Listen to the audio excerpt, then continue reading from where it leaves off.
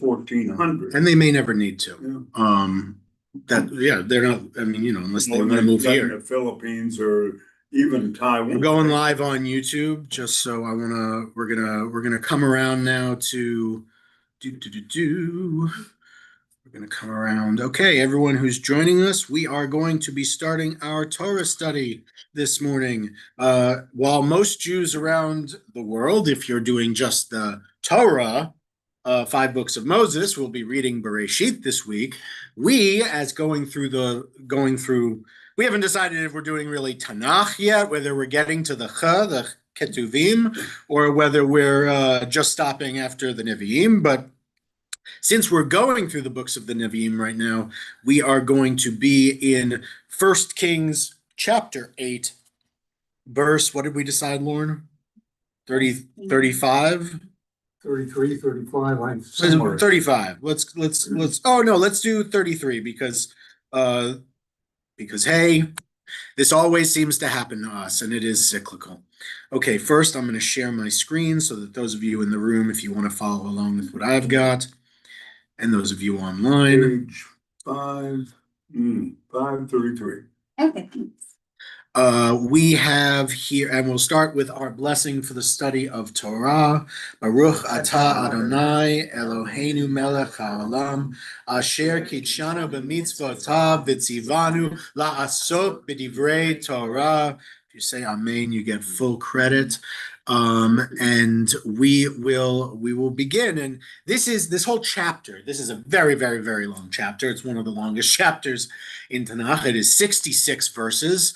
And we are only midway through it here. But of course, this is Solomon's he had his big party where they took him and the ark up to the, palace to acclaim him king. But this is his the temple is being consecrated. We're in this big moment and he's giving a big, big, big speech, to the whole people. Okay. He's given a whole speech to the people about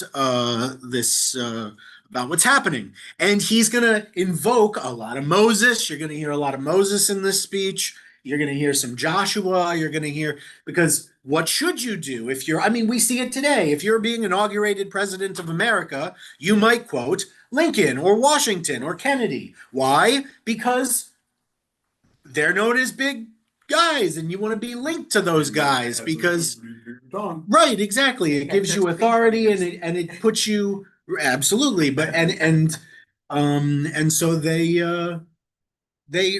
know, they'll recognize it. It gives touch points that are important culturally as well.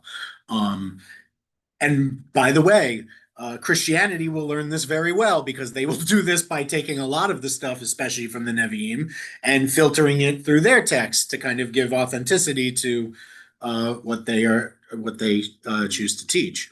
So we see this kind of bringing these things back up. Okay, should your people Israel be routed by an enemy because they have sinned against you, you being God, and they turn back to you and acknowledge your name, they do teshuvah, they repent, and they offer prayer and supplication to you in this house. Of course, this house is the temple. Oh, hear in heaven and pardon the sin of your people Israel, and restore them to the land that you gave to their ancestors. So this is, no, absolutely. No worries. So we've got, so again, we're getting things you've heard before. We just did this here, right? We had Yom Kippur. They're kind of like, we're getting this. This will be an opportunity. It's also linking us to what's going to happen with Ezra and Nehemiah. So we have that as well.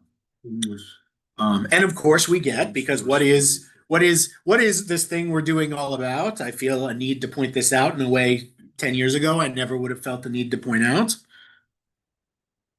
When they are pardoned, what happens? What's the point of being pardoned? To restore them to the land you gave to their ancestors, right? The point of being pardoned isn't just so everyone feels good inside. That might be a nice outcome, but that's not the purpose. The purpose in the end is to restore the Jewish people to the land of the Jewish people. That is a key, rock solid, bedrock principle of Jewish peoplehood. It's hard to say Judaism in this sense because that's not how they would have thought of it in this moment. It was the national religion of the Jewish people. But the important thing is we were a people on a land. There was no diaspora yet at this time. We had all been in diaspora, I guess, in Egypt, and then we came back. And at this point, we have yet to be kicked out. There is yet to be another exile. So they wouldn't have thought about it that way, but very much it's solidifying here how important that is. Any questions before we move on? Okay. The rabbis are going to love this part. Should the heavens be shut up and there be no rain because they have sinned against you? And we do think that God can withhold things like rain. That's why we switched last night. Anyone who was here, we switched to doing Mashiv Haruach U'Morida Gashem. Geshem if you prefer, but still, who makes the wind blow and the rains fall, because in Israel at this time, it's not supposed to rain until mid to late Sukkot in Israel. And it's not, and then it's rainy season, and then it's basically dry from May to October. It's a very much, that's how the climate works there, still very much today. But there is rules for how you can get God to forgive you in the Talmud about if you're not getting rain, you can do public fasts and things. First, you actually, I'm going to go off on a tangent, but the Talmud says the first thing you do is you shut up like the public bathhouses and things, and you say, we're not going to do that. We're not going to engage in that stuff. And then you stop all the shopping. No stores are open. And then you institute a public fast. That's like not the first step. I just want to say the first step to getting God to forgive you and get rain to fall is not fasting. Anyway, and then they pray toward this place and acknowledge your name and repent of their sins. When you answer them, O here in heaven, Tishma Hashemayim, and pardon the sin of your servants, your people Israel, after you have shown them the proper way in which they are to walk, and send down rain upon the land that you gave to your people as their heritage. And heritage is a weird translation here. It means nachala is inheritance. It's the same word we use in the Kiddush when we say, that it's, it's the same as like a portion. It's the thing you receive. And usually inheritance, but heritage it works too, I guess. So too, if there is a famine in the land, if there is pestilence, blight, mildew, locusts, or caterpillars, or if an enemy oppresses them in any of the settlements of the land, in any plague and in any disease, in any prayer or supplication offered by any person among all your people Israel, each of whom knows their own affliction, when they spread their palms toward this house, hear in your heavenly abode, and pardon and take action. Render to that individual according to their ways, as you know their heart to be, for you alone know every human heart. Thus may your people revere you all the days that they live on the land that you gave to our ancestors. And then this part gets, now we're getting, the rest of it so far, you're like, okay, cool, that makes sense, right? This is the religion of this place. These people should be blessed by the God of this place. Nothing out of place here, besides the fact that there's one God and not like a whole pantheon of them. But nothing, or to be fair, most of the religions nearby had like one chief god and then like mini gods, demigods that like played with them and stuff. So it wasn't a full pantheon, but it's a different thing. Anyway. Or if a foreigner who is not of your people Israel comes from a distant land for the sake of your name, Leman Shmecha, for they hear about your great name and your mighty hand and your outstretched arm, right? And those phrases come from Where would they hear about that? Well, we're always talking about the Exodus, right? And those are the same phrases we use when we tell the story in the Seder. We say what? And you redeemed us with a mighty hand and an outstretched arm. These are in Hebrew. It's the same. It's right. It's ve'et yadcha hachazaka uzoracha netuya. Right. It's the same phrasing in the Haggadah and in the Torah. So he's using this. I'm just trying to draw this line for you that he's using this both specifically and that is important that it's the same language. So they hear about this and thus comes to pray toward this house. Oh, here in your heavenly abode. And again, this is just the common prayer phrasing of the time, we can assume. That when you invoke God, you then say, Tishma hashamayim, may the heavens hear, or here they're saying every time, here in heaven, or, here in heaven, or here in your heavenly abode. But each time he's saying, Tishma hashamayim, and grant all that the foreigner asks you for. Thus all the peoples of the earth will know your name and revere you, as does your people Israel. And they will recognize that your name is attached to this house that I have built. That's a very nice. You can imagine him putting his name on the side, just Shlomo, just on the side, just on the side, right? Who would do that? I can't even imagine. Picture of him. It's a nice little throw in there, right? Right. Right? It's just really, he does this whole thing, and even in the Hebrew, you can kind of see it. I love how this is laid out, just because at the very end, they show Nikra al habayit hazeh because your Kishimcha Nikra al habayit hazeh because your name is attached to this house. Asher baniti. That I built. Right. Which I built. It's just a nice little, so he does this whole thing. But it's also a very interesting, because again, what is one of the things we know Shlomo for? What is one of the wisdom? Yes. What's another thing we know Shlomo for? He Had built many foreign wives. Thank you. Yes. That's exactly the answer I was looking for. He had many foreign wives, which means he was big in the foreign relations world. He was the first. No, I'm not. This was about foreign relations. In a way, no king before him of Israel ever even gave a darn. Did Saul, besides fight, and to be fair, the kings before him were mostly focused on keeping at bay the forces on the edge, right? Yeah. We got a king because we kept getting invaded and occupied by the Philistines, by the Phoenicians, by whoever. And because of all these threats, we needed a king. And after the first two kings managed, Saul a little bit, David obviously much more successfully so, to give us a solid defensible position, Solomon now has a little room to play in the world. He's no longer, to use a modern Middle East perspective, he's no longer Syria, which today is still struggling to rebuild itself because it needs international, and not just international recognition, which it does need, but also international investment so that the country can stabilize. And so what have you seen? You've seen Ahmed al-Shara, who is not necessarily probably known all throughout his life as a great friend of the Jews. Just probably not, as he ran a terrorist group for most of his life. But now he's the president of Syria, and he said multiple times to Western news outlets that he'd be happy to have a deal with Israel. Why does he want that? Because there are some things more important, and Israel in this metaphor is like the Philistines were Israel's currently occupying part of southern Syria. There are reasons for that, both defensive for Israel and to protect the Druze community of southern Syria. But nonetheless, Israel currently occupies some 8% of Syrian territory. Syria would prefer it be 0%.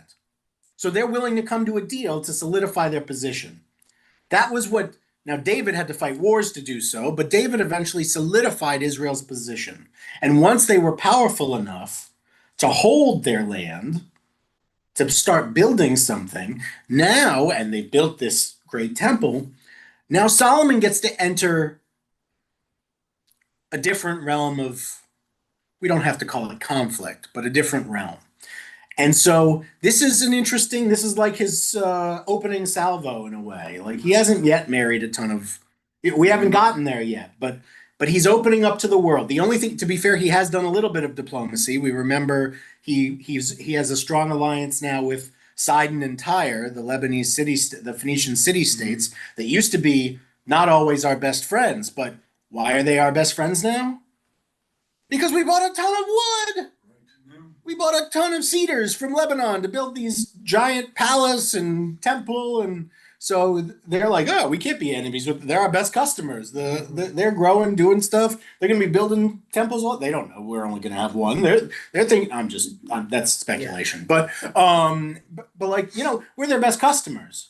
So Solomon's already working with other levers than his father worked with. Right? Mm-hmm. David really had one lever to push on. Because he wasn't that great an administrator, right? He was a very good inspirational leader and a very good fighter.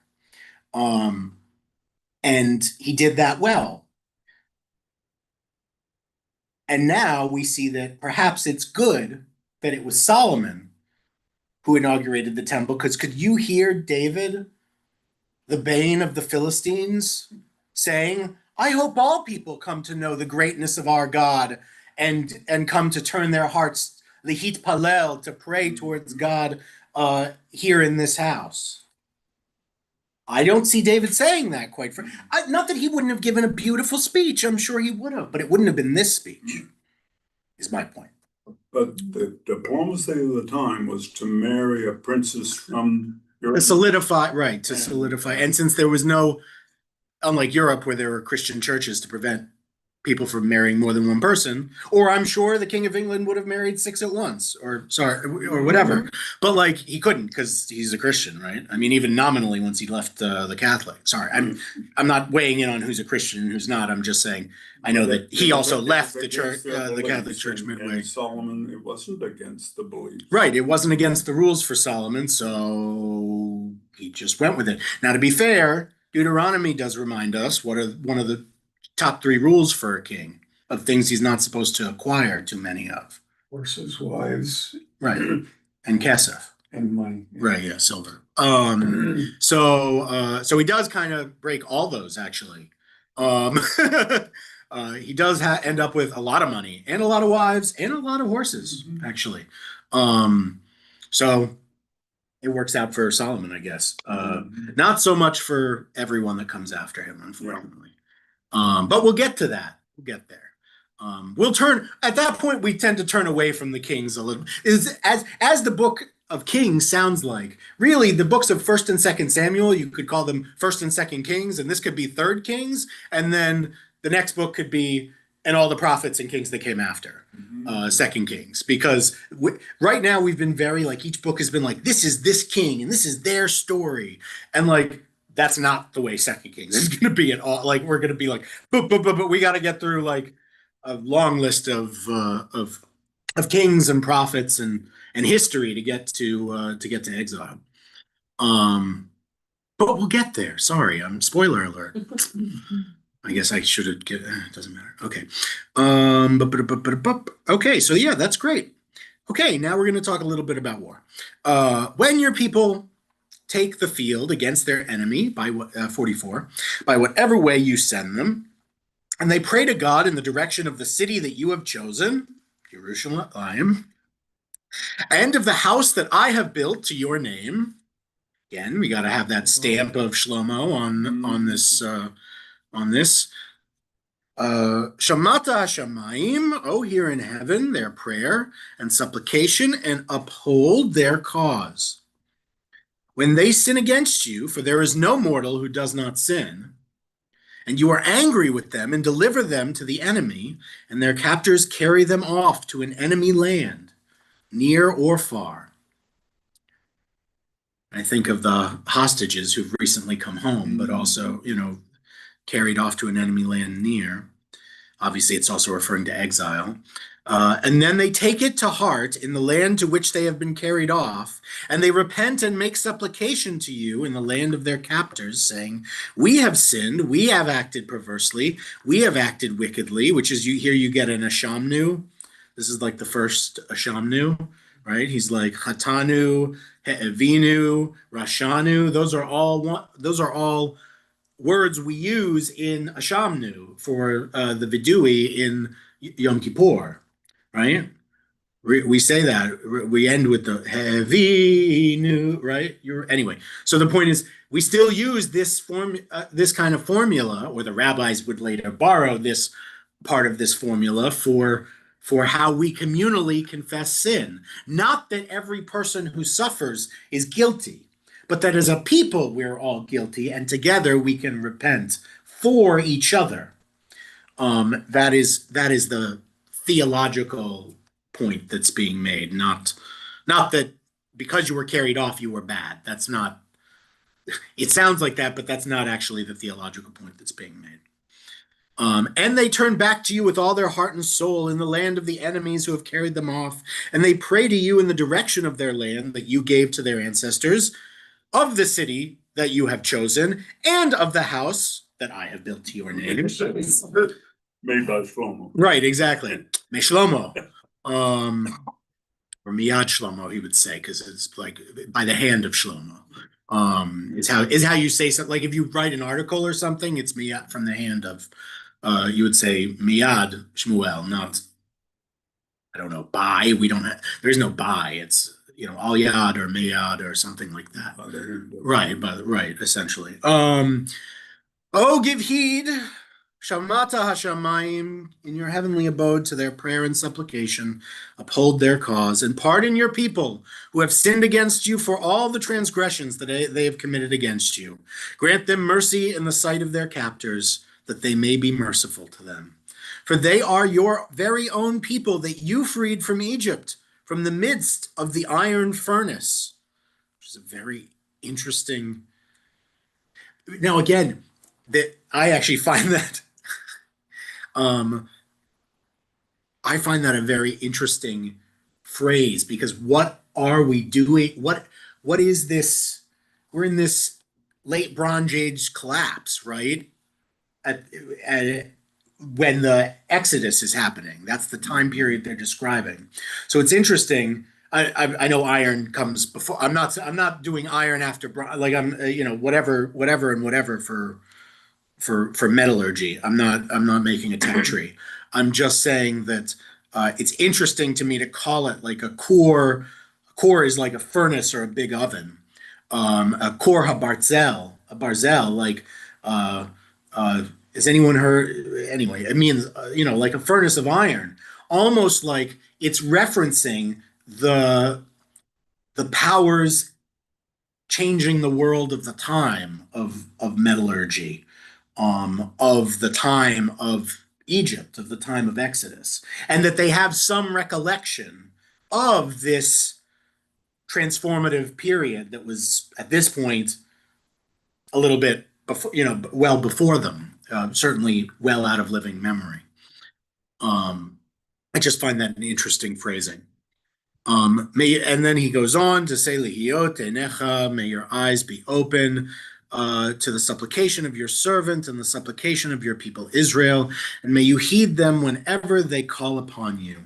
For you, O sovereign God, have set them apart for yourself from all the peoples of the earth as your very own, as you promised through Moses your servant when you freed our ancestors from Egypt.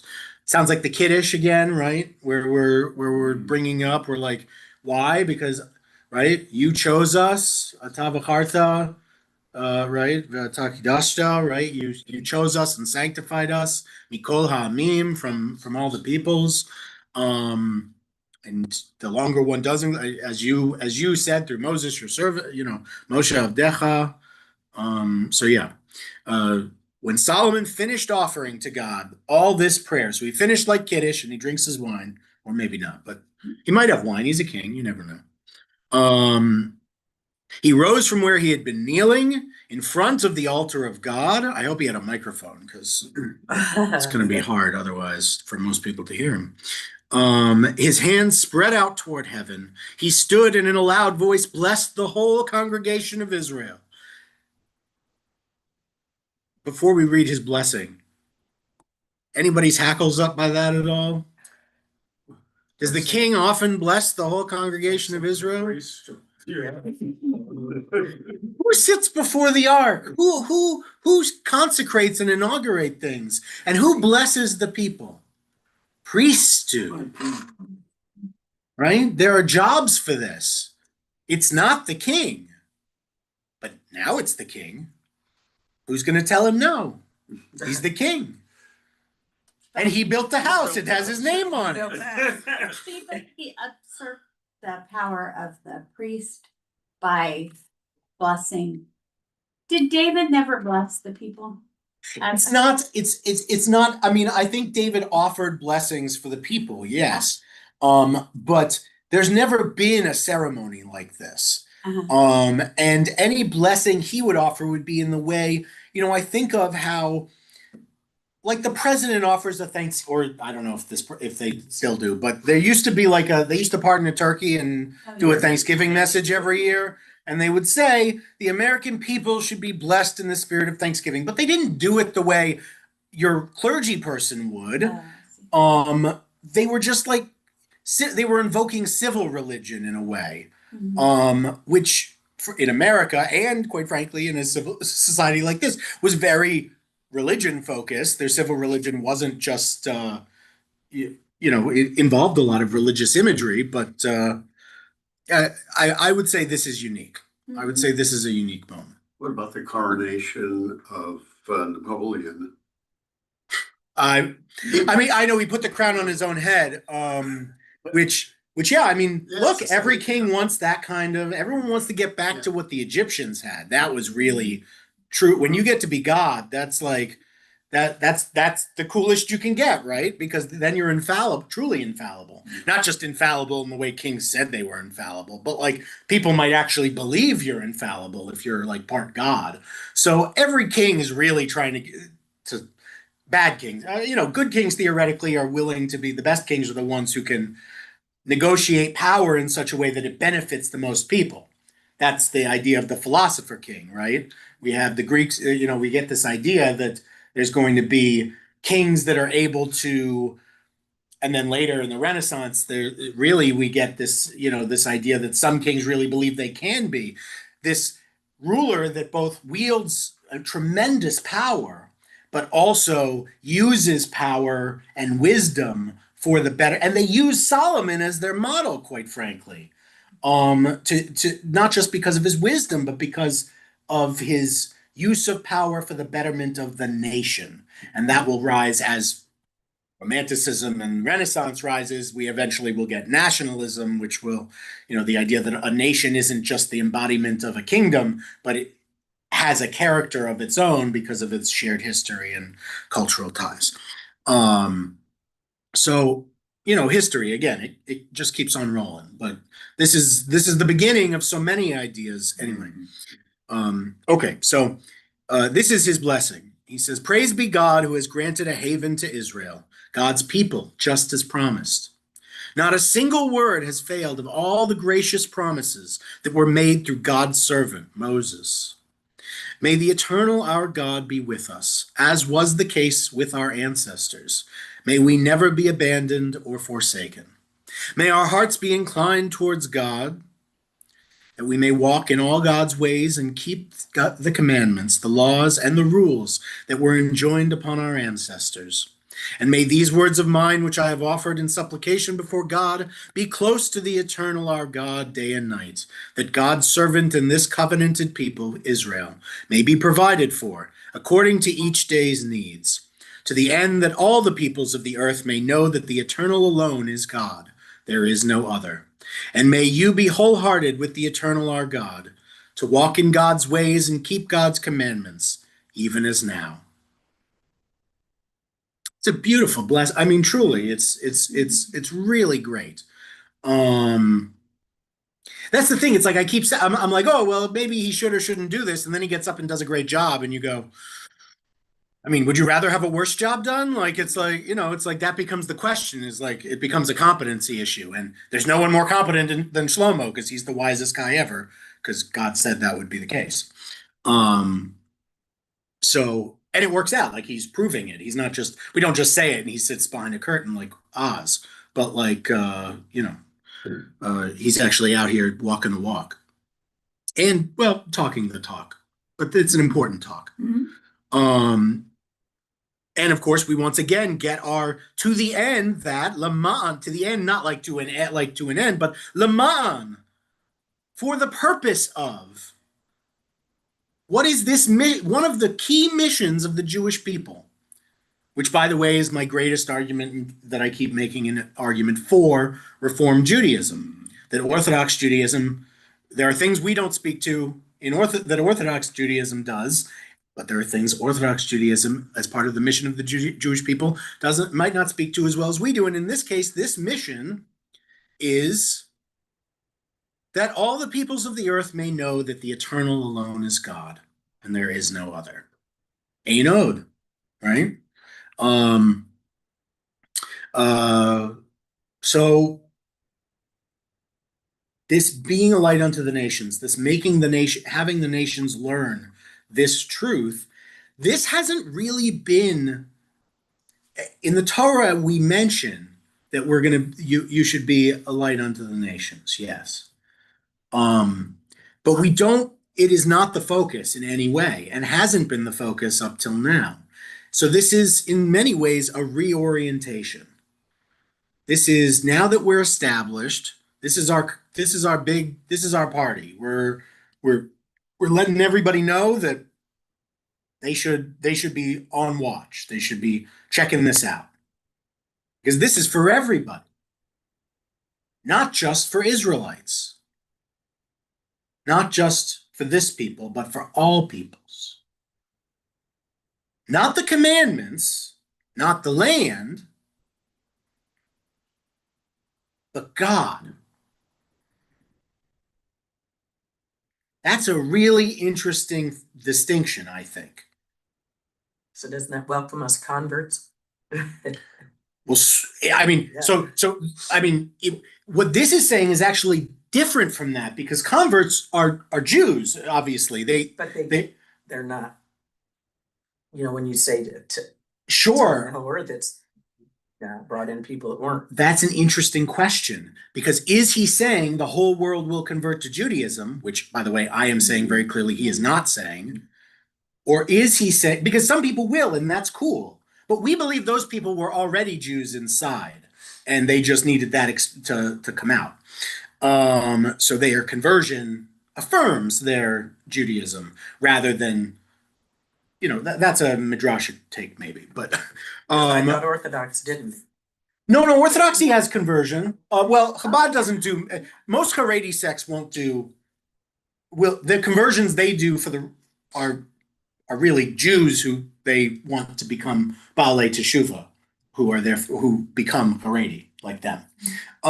They don't do a lot of conversions for non-Jews who have no Jewish family to Judaism. But mainline Orthodox Judaism does conversions regular, just like, the process is a little different because there's a lot stronger focus on halachic ritual observance like kashrut and things like that. But we do,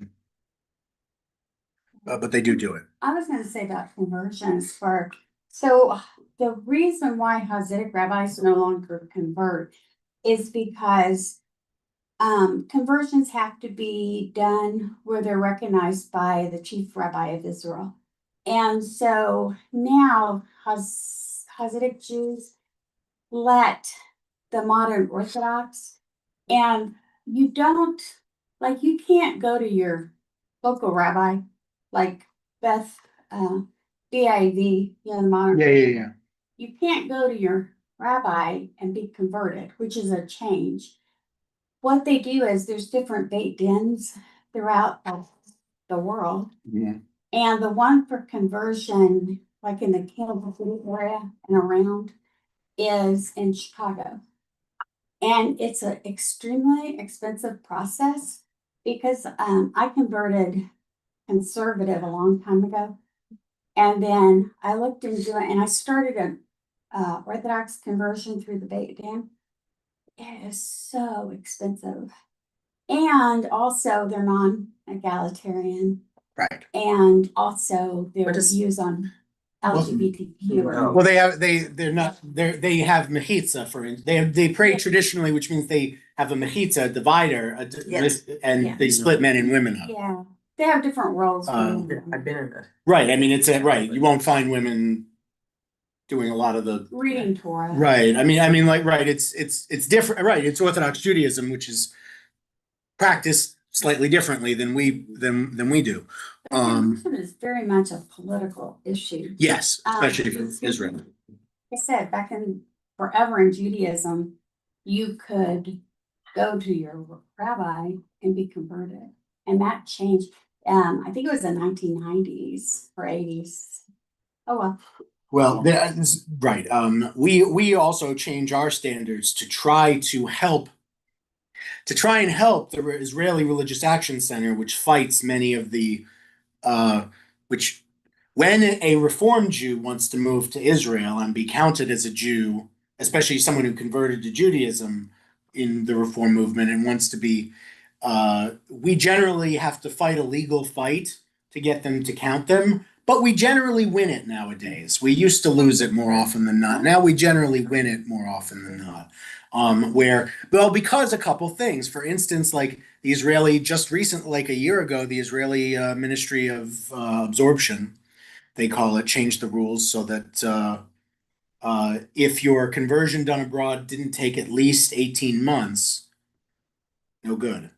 That's a basic level rule. Before anything about the Orthodox B'tei Din, before anything about any of that, it had to start there. And what we try and do is give our converts the best fighting chance in the Israeli courts to prove their Judaism, essentially. Because you can get the state to push it through, even if the rabbinic authorities don't want to. There are two ways you can get this on your Teodat Zeut, your TZ, your ID paperwork in Israel. You can get Jewish on there either because the rabbinical authority gives it to you, which you're never going to get if you converted in America. By the way, sorry to say that even Orthodox, most of those B'tei Din, even though they won't count, the Rabbanut doesn't want to count them. They really don't want American Jews converting. Sorry, saying this on the internet, but they really don't want American Jews converting to Judaism and moving to Israel. Or Americans doing that, yeah. If a Jewish man chooses to marry a Gentile, they very much want that conversion to go through. Yeah. And they push it through real fast. So that's a big advantage. So they don't have intermarried families. Right, yes, they And want the to, right. children's status isn't questioned. Right, they will do that, that's for sure. Anyway, okay, so we I do need yeah. to find a male Jew to marry, is that? What? There's hope. Well, and there's another thing, so We're calling that hope then, I guess. I don't know. But basically, you can buy a modern Orthodox conversion for 50,000 is what I've been told. I don't know if that's. Just for the record, What? that still might not get through the Rabbanut. Your best case is to go through the courts, yeah. One convert, yeah. That's true. And also, by the way, if you convert reform in Israel with an Israeli reform rabbi, because the courts made the state recognize Israeli reform rabbis as rabbis under the structure of the state, those conversions count.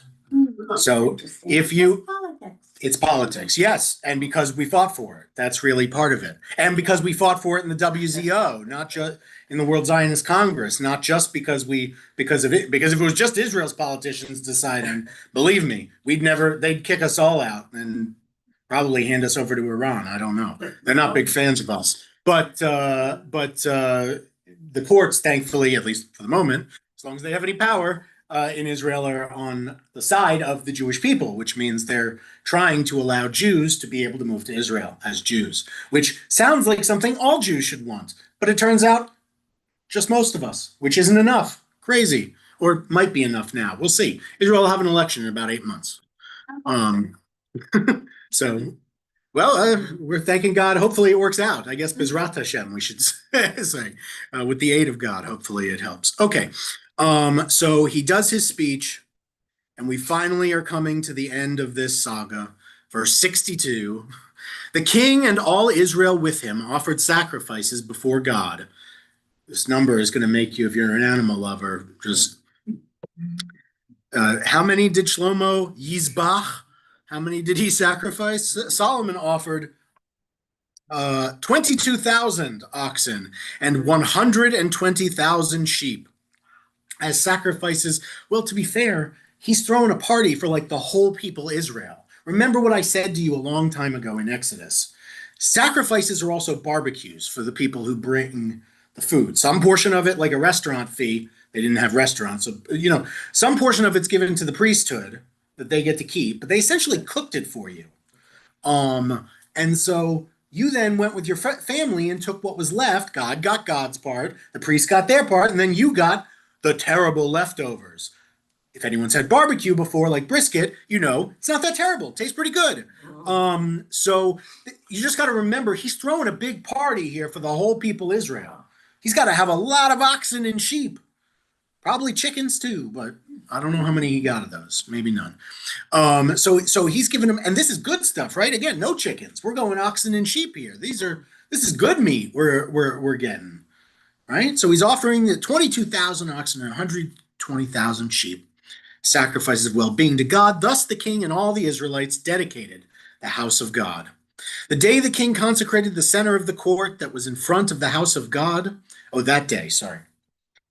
For it was there that he presented the burnt offerings, the grain offerings, and the fat parts of the offerings of well-being, because the bronze altar that was before God was too small to hold the burnt offerings, the grain offerings, and the fat parts of the offerings of well-being. So couldn't do it in the regular pit because we had too much to do. So we had to use the special pit, I guess. But the king consecrated it, and the king made these sacrifices. Interesting. That is weird. It is weird. So Solomon and all Israel with him, a great assemblage, right? We're reminded that this is a lot of people that are moving around. Coming from Levo Hamat to the Valley of Egypt. So the people that came all the way from the southernmost part of Israel to the northernmost. Like you're getting the everything's. A lot of people came. They observed the festival at that time before the eternal our God, 7 days and again 7 days, 14 days in all. So every time someone's like, oh, the Romans would have these big festival parties where they would eat and drink for days and days. This was common in the ancient. This was what you had to look forward. This was a great moment for everybody. It's great. On the 8th day, he let the people go. They bade the king goodbye and went to their homes, joyful and glad of heart over all the goodness that God had shown to God's servant David and to Israel, God's people. And unsaid, but of course, from all the stamps we saw throughout the chapter. Yeah, that Shlomo built. So it's not mentioned there at the end, but that's boxing and letting the guy fall down at the end. That's, he's like, we don't need one more stamp. You got it already. You got who's responsible for this, right? Because what do we know? Even depending on who wrote this, but we've seen in previous chapters, even recently. From Talmud, when we read Talmud, what did we learn recently in our Talmud study group? It crosses over a lot for me. Was that how do you get praise? What's praiseworthy? Not when you say, look at all these great things I did for God, but I am not as good, but do this for me in honor of my ancestors who were good to you. And doing it in the name of someone else is much more those blessings are much more praiseworthy than doing it in your own name. So we got a lot of the doing it in your own name, and this is kind of getting back to the status quo at the end, where we're not gonna mention Shlomo right here at the next sentence. No, well, that's a new chapter. We're on to the next thing. Chapter 8 is its own thing, and then we're gonna move on to the next thing. At which point we have to tell the rest of Shlomo's story. Like he's got a lot more stuff to do. Absolutely. So does anyone have any questions from our massive chapter 8? Just a kind of mea culpa that we still do it today. The house that I built, the stamp of Shlomo. Look at our library, look at our plaques upstairs donated by so and so. You know, I mention a lot that I grew up in the rare 1,000-family congregation outside DC, where the rabbi, who's the founding rabbi there, insisted that no one's name ever go up on anything. Every room, the sanctuary was just the sanctuary. It was just sanctuary. There was a plaque outside, little one that just identified the doors for the sanctuary and said it was a big, big building, but it just said sanctuary. Like it's not. There were no names anywhere, and all the social halls and big meeting rooms were named after regions of Israel, of Eretz Yisrael. The Yarden Conference Room, the Shvela social hall, like just regions of Israel. The Golan. Anyway, so we do this, and there's a necessity in that, right? I mean, this got built, right? It's important that it get built. If the choice is between it getting built and not getting built, I choose getting built. Obviously not if you gotta like kill someone, but like if it's just putting someone's name on something, I'm cool with that. I thought I might never be, but I actually am. After all, we don't condemn Shlomo. He did it a bunch in his speech, and we don't condemn him for it. It might not have been the most humble choice to make, but it's his choice to make. Any other thoughts or what have you? Okay, we'll continue with chapter 9. See what we got here. Okay. So when Solomon had finished building the house of God and the royal palace, which was similar in size to the house of God, and everything that Solomon had set in his heart, or set his heart on constructing. So he did a bunch more construction, he did all those things. So time has passed. God appeared to Shlomo a second time, as he had appeared to him at Givon. God said to him, I have heard the prayer and the supplication that you have offered to me. I consecrate this house that you have built, and I set my name there forever. My eyes and my heart shall ever be there. As for you, if you walk before me as your father David walked before me, wholeheartedly and with uprightness, doing all that I have commanded you and keeping my laws and my ordinances, rules, then I will establish your throne of kingship over Israel forever, as I promised your father David, saying, your line on the throne of Israel shall never end. But if you and your descendants turn away from me and do not keep the commandments and the laws that I have set before you, and go and serve other gods and worship them, then I will sweep Israel off the land that I gave them. I will reject the house that I have consecrated to my name, and Israel shall become a proverb and a byword among all the peoples. And as for this house, once so exalted, everyone passing by it shall be appalled and shall hiss. And when they ask, why did God do thus to the land and to this house? They shall be told, it is because they forsook the eternal their God, who freed them from the land of Egypt, and they embraced other gods and worshipped them and served them. Therefore God has brought all this calamity upon them. So in other words, we're getting a replay of Deuteronomy's exile scene. This is basically word for word Deuteronomy 25, which warns the people that if they turn away, that there will be an exile. It's worth noting, we also get in Deuteronomy 25, but what the later prophets will come back and say, which is, but when you repent, God will take you back in love and restore you to the land that he promised to your fathers and grandfathers. So Deuteronomy shares that pleasant ending of it, saying exile will end and good things will come from it, essentially. As opposed to this, which kind of just ends with, please don't mess up. I really prefer you not mess up. We did all this great work together. It'd be a shame for it to all fade into nothingness. So without that ending bit, you could see how someone might read this and think, "Eeks! It sounds like if the Jews get kicked out, they'll be gone forever." But that's of course not what the text is intending. Um. Yeah. At the end of the 20 years during which Solomon constructed the two buildings, so again, this was a long time, God's house and the royal palace, since King Hiram of Tyre had supplied Shlomo with all the cedar and cypress timber and gold that he required, King Solomon in turn gave Hiram 20 towns in the region of Galilee.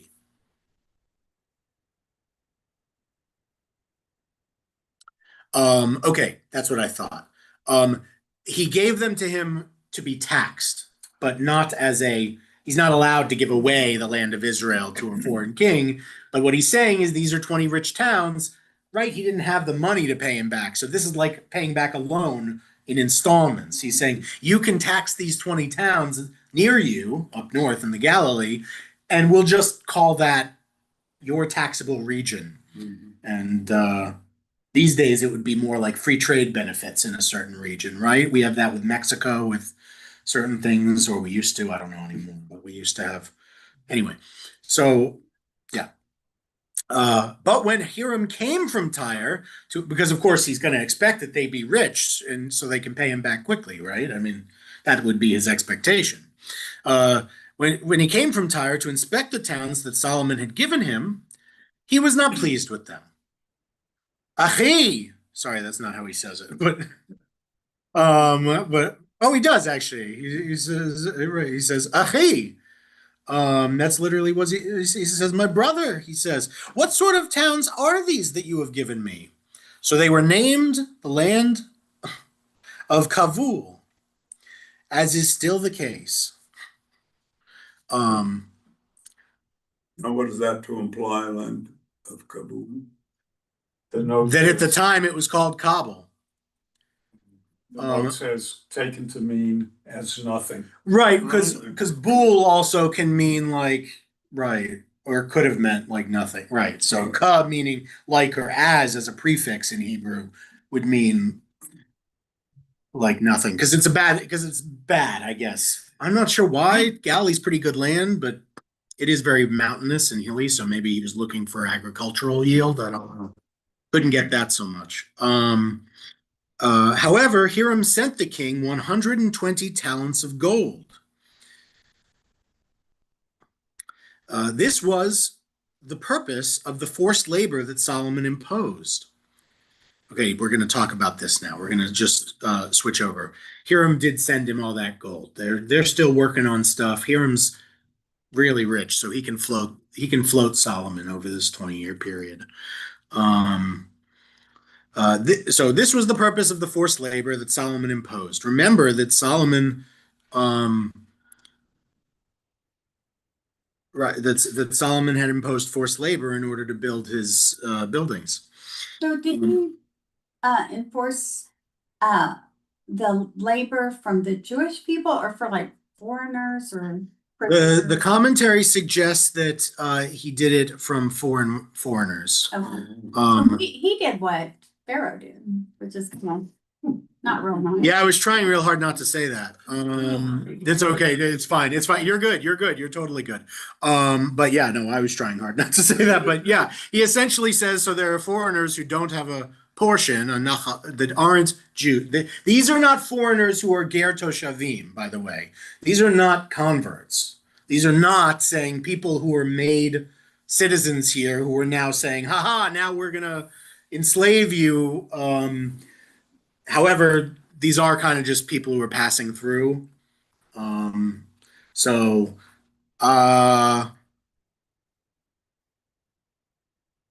I'm frozen. I can't think of a way to nechem to this. Nope, it's pretty bad. But I'm sure he lets them go after 7 years, which is the Jewish rule for slavery. So since slavery is allowed in the Torah, there is no reason, and everywhere in the world at this point, there is no reason to assume that he would not do such a thing. Although we as modern people obviously would prefer he hadn't. But yeah, they're not Jews. and they're not converts. Mhm. Am I mistaken, Rabbi? I had thought that his work program and his high taxes were some of the basis for the revolution and the splitting of Israel into North and South, that people were furious and revolted. Have I got my history wrong? I'm not saying you got it wrong. I just don't recall, to be honest. Okay. Um, I don't think that's the primary motivator, but I thought they, yeah. I thought they split because of idolatry. And like part of Israel that split off, that was the reason. My understanding is, I mean, that might be a theological, rabbinic after the fact reason. Or to be fair, I mean, they wanted to do what you might call idolatry, if you wanted to, in the sense that they wanted to worship nearby, right? They didn't want to be forced to go down to Jerusalem to do their sacrifices. They wanted to sacrifice at Beit El at there, and then they, which obviously goes against the code, which says there's one place where you shall worship God, and they do end up doing that so that they can have their own power base totally in Shechem and Beit El in the north, away from Jerusalem, which holds both king and religion. In the southern kingdom, in the north, at some point at least they're separated, whereas the religious site and the center of government, where the king sits, are two different courts. They sit in two different cities. I was thinking that they did, you know, it was popular in the day, child, sacrifice. I don't think the Northern Kingdom ever did child sacrifice. Because I know some Jews did. It's possible that, I mean, I'm not making a historical point. I'm making a point based on what the This text. Tanakh says. Yeah, the Tanakh would never say that. I don't think that, unless they were trying to paint them as the worst, because that's like the worst thing you can do in Judaism is worship by sacrificing human beings. Yes, but So Jews did that and they broke away because they followed foreign gods. I don't, but yeah, I mean, there may be some of that, but I'm not sure that's the primary motivation. But certainly we get some bad kings of the Northern Kingdom, and they get revolts and revolutions and dynasties overthrown. You know, David's line doesn't sit on that throne for that long. They get turned over a couple times. So, whereas David's line continues on the southern throne up through its end. Anyway, so the purpose of the forced labor was to build the Beit Adonai, to build his own palace, the Milo, which is a big citadel, and the wall of Jerusalem, and the walls of Chazor, Megiddo, and Gezer. By the way, I've done Simchat Torah at Gezer. That's a fun. Now it's a Reform kibbutz. Oh, Is in Gezer, kibbutz Gezer. But at the time, they had a fort there. Megiddo is also some big battle scenes. You can go visit Megiddo and see what they've uncovered. Some pretty cool stuff. We actually have a king who dies at Megiddo. Well, we'll get there. It's not important. It is important, but we'll get there. Okay. This is a fun little aside they're letting us know in verse 16. Pharaoh, king of Egypt, had come up and captured Gezer. He destroyed it by fire, killed the Canaanites who dwelt in the town, and gave it as dowry to his daughter, Solomon's wife. Remember that the first, he takes a princess of Egypt to be his wife, and he builds her a little separate house, remember, off of his house, where she can do all her Egyptian stuff. And as dowry, Gezer, which I guess they're reminding us didn't used to be owned by Solomon and David, became owned by Solomon and David because the Egyptians went up and killed everybody there and said, "Hey, you want this town? It's a gift." Which is, people don't give towns anymore as gifts. It's I would have been like to give no, it's fine. As a wedding gift, it would have been nice. My wife should have come as a dowry with a town, specifically that Egyptian soldiers. No. I'd put to waste. Anyway, so that's an aside of how we got Gezer. So Solomon fortified Gezer, lower Beit Horon, Baalit and Tamar in the wilderness, in the land of Yehudah. Because again, most of Judah is the southern West Bank and the northern Negev, kind of. So it is a much more desolate area than the coastal plain or the Galilee up north, which is much greener, or the northern West Bank, or Judea and Samaria. So Samaria, in that case, is the north. And all of Solomon's garrison towns, chariot towns, and towns for his riders. Everything that Solomon set his heart on building in Jerusalem and in the Lebanon, which not in Lebanon, but in the Galilee up north, and throughout the territory that he ruled. All the people that were left of the Amorites, Hittites, Perizzites, Hivites, and Jebusites, who were not of the Israelite stock. Again, these are the people that he, right? The neighboring nations who used to be the pins in our side, who would come and raid us and hit us and stuff. That's why it's, from the context, it's supposed to feel okay about the slavery bit, or the forced labor bit, I guess. Those of their descendants who remained in the land and whom the Israelites were not able to annihilate, of these Solomon made a slave force, which is just not a fun name to read out loud. The last thing you want is, yes, King Solomon, ruler of the slave force, which just is bad. As is still the case, it says. It is not the case anymore, I can tell you. There is no slave force in, well, I mean, the UAE has a slave force, I guess, and Yemen has slaves, and I think Qatar has a kind of wage slavery for their foreign workers. So there's some slavery, but not in the land of Israel anymore. So our side just pays Thai workers to come do the dirty work. Yes, we pay them a lot of money to do that, a lot more than they make in Thailand. Yeah. See, that's called capitalism and a voluntary exchange of labor for money, as opposed to, you come here, we'll give you a job. Just kidding, we took your passport, now you're our slave. That's a different kind of thing, I think. Because the Thai, they can go home unless they got murdered by Hamas. Unfortunately, that those people couldn't go home because they got murdered by Hamas. So we've got here the end of this sugya, but he did not reduce any Israelites to slavery. They served rather as warriors and as his attendants, officials and officers, and as commanders of his chariots and riders. In other words, Israelites, they weren't Qataris. Sorry to bring that up again. They weren't so rich that they didn't sit around and do nothing. And they weren't the slaves who built the stuff. They instead had other jobs. They ran squads. They were in the military. They did, again, this is a very militant society. It comes up on fighting for its borders, essentially. Which is why the Tanakh, the Palmach, Israel curriculum was always so, quite frankly, easy to teach, because there's a lot of similarities between the militant society that developed by necessity in ancient Israel and the militant society that developed by necessity in modern Israel.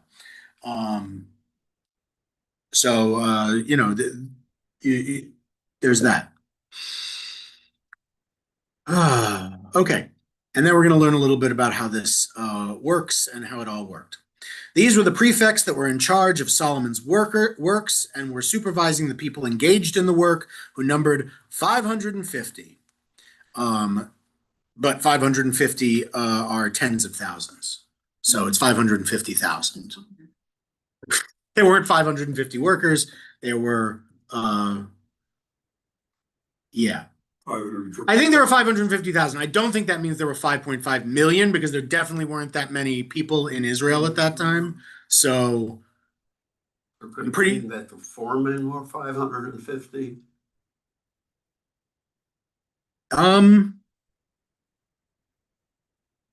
It could, yes. It could mean that the foreman was that. And that there were tens of thousands engaged in the work. As soon as Pharaoh's daughter went up from the city of David to the palace that he had built for her, He built the Milo, a citadel. Sorry, a citadel is a fort? Yeah, a big fortress. Yeah, a Milo is yeah, it says a citadel. Um,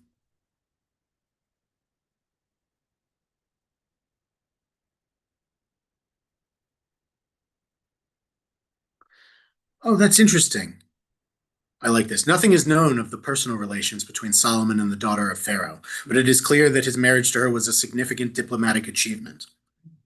I like that. It's a good note from the right, and that's what I've been trying to tell you is that right. We don't know whether they ever spoke really. That, but we do know that this was a feather in his cap and it was helpful in solidifying his power. Okay. Solomon used to offer burnt offerings and sacrifices of well-being 3 times a year on the altar that he had built for God. And he used to offer incense on the one that was before God. And he kept the house in repair. King Solomon also built a fleet of ships at Etzion Gever, which is near Elot. Or is that Elot? Is that going to be Elot? No, it's Elot, but it might be Elot. It must be, right? It's on the shore of the Red Sea. It's gotta be a lot today. We could call it a load here. Is this what it's gonna tell me? Is it? Yeah. Also elsewhere called a lot. Right. I was like a lot. Let's call it a lot. On the shores of the Sea of Reeds in the land of Edom. Is this the first time the Israelites have had sea power? Yes, this is the first time the Israelites have had any ships. Right. We haven't really had coastal territory. Remember that most of our territory, Gaza, which is larger than Gaza is today at this time, was controlled up until this point. Now it's controlled essentially by us, but up until this point, it was controlled by the Philistines, the cities of the Philistines, Gath, Gaza, all those big cities that were in there. And up north, the Lebanon comes all the way down to almost Tel Aviv, to almost Netanya. So a lot of the coast is already occupied by other nations when the Israelites first come up through the wilderness. This is the sea plain, and we come up through the wilderness into Judea and Samaria here. But that leaves this not occupied by us. So, and we were never down in Eilat. We went to the Wadi Egypt, so we were basically just south of Beersheba. So there was a whole Negev between us and the water. So we never needed or could have sea power because, first of all, we didn't have the timber, and second, we didn't have the sea. But now we have both. So Solomon decides, what is a kingdom on the world's most important trading corridor need? More power. And if we're going to get, how are we going to get the most power? Anybody know how Solomon can become the most powerful he can become? And by the way, he's very wise, so he already knows this. Control trade. Yes! Control what? Trade. Control trade. You Oh, I see. are sitting, as I just said, on the only route between Egypt, the world's most, for up to this point, the world's most powerful and richest empire that has ever existed, and the rest of the world. The only way from Africa and Egypt especially to the rest of the known world is through Eretz Yisrael. And he's going to tax the hell out of you. And why do you need boats? Because if you have high taxes, people might try and boat around you. There are other people with boats, and they might just try and go around you to get to Egypt. Can't be having that. Gotta be patrolling. Gotta be doing all kinds of stuff. So we need CPAP. We need all this. But we don't know anything about it, so we're gonna need help also. Right? We don't know anything, right? It's like when the people got up in arms the other day because Qatar is gonna train on F-15s up in Montana or something, and of course they have to because they don't know how to fly them. They just bought them, but their pilots don't know how to operate the planes. They need to be taught how to fly the planes. If we're selling people planes, they got to learn how to use them. Same here. If we're buying ships or building ships for the first time, we got to learn how to do ships. There's an interesting symbolism too. It's the Sea of Reeds that was our avenue from slavery to freedom, and we now announce our power there. In a way, yes, that's true. Yes, and it's interesting. It says Sea of Reeds when, of course, once again, it means Red Sea. Yeah. Um, anyway, so Hiram sent servants of his with the fleet, because obviously Hiram is who built the, the woodworkers built the ships, with the fleet, mariners who were experienced on the sea to serve with Solomon's men. They came to Ophir. There they obtained gold in the amount of 420 talents, which they delivered to King Solomon. That is a crazy amount of gold. That is that more than pays back what he borrowed. That's so again, these guys, they're both, this is a good alliance for them. They are both making bank between Solomon's power and building prowess, being able to build. Why does he build these things at Gezer and Megiddo, by the way, these forts and stuff? It's because it's on what's called the Via Maris, this trade route that goes between. These forts are tax stops. Like, by the way, when we were expanding west, when America was expanding west, anyone played the Oregon Trail video game? Maybe? Really? Darn. Just my generation. Damn. Okay. So there was a game called the Oregon Trail, which taught kids, a video game on the computer, which taught kids about westward expansion. And in this game, you would make many stops along the route, many of which were at U.S. forts. The reason for that they was for the security of these trade stations, but they held the trade stations inside there also because that allowed the government to make sure they were able to tax this huge wilderness where if they set up a shop 20 miles away, the government would never see any of that, right? So like they worked to bring it all in so that they could both see benefit and that people who were going west would be protected in their commerce as they went. And this is what he's doing too in this moment. Is he's building forts along the way to tax people, but also to gain economic benefit. Anyway, they got a lot of money. And where we go from here in the next chapter, which we'll do in 2 weeks, which will be Queen of Sheba. Umalkat Shava, right? Queen of Sheba heard of Solomon's fame. And What's 2 weeks? What's the date? Oh, no. I don't. Because it's about. Oh no, then okay, then never mind. Then not 2 weeks. Then whatever. Greece at 3, 4. 4. Okay, we skip that week. It's Cabal in between. Yeah. Okay, so then it'll be the 15th Okay. of November, I guess. Wow, that's fast. Yep. Well, thank you for joining. Let me stop sharing and also get us off of YouTube. I'm so glad.